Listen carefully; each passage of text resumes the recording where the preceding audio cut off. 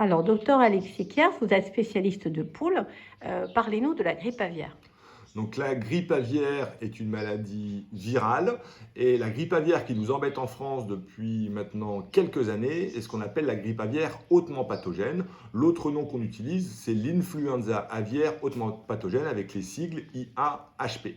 Cette maladie virale est connue pour tuer fortement les élevages de poulets et de dindes. Pour les autres espèces d'oiseaux, donc les canards, les mouettes, les oiseaux aquatiques, les cygnes, les goélands, etc., la mortalité chez ces espèces est très variable et dépend des sous-familles des virus. Donc la contamination se fait la contamination d'un élevage de poulets se fait lorsqu'il y a des contacts avec des animaux sauvages, parce que le réservoir de ce virus sont les oiseaux aquatiques migrateurs, tout communément les canards migrateurs. Donc le virus se transmet en général par les fientes, et donc s'il y a un contact entre les fientes et les fientes des animaux sauvages et les élevages de poulets, donc c'est comme ça qu'en général les poulets attrapent la grippe aviaire.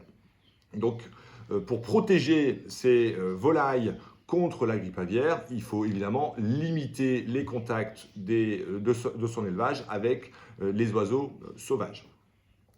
Mais bon, face à la recrudescence du nombre de cas de grippe aviaire en France, l'État français a maintenant accepté, enfin l'État français et les États européens ont maintenant accepté de vacciner, de mettre en place une vaccination pour tous les élevages de poules, de dindes et de canards.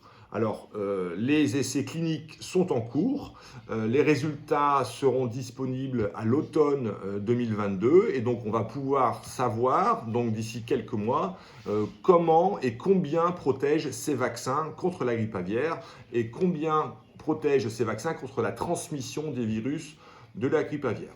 Pour l'instant, nous n'en savons pas plus et l'objectif pour les petits élevages de volailles, ce serait d'avoir des flacons de vaccins de taille adaptée, donc en 10, 50, 100 doses, pour que tous les petits élevages de volailles puissent vacciner leurs animaux et ainsi puissent protéger leurs animaux de la grippe aviaire.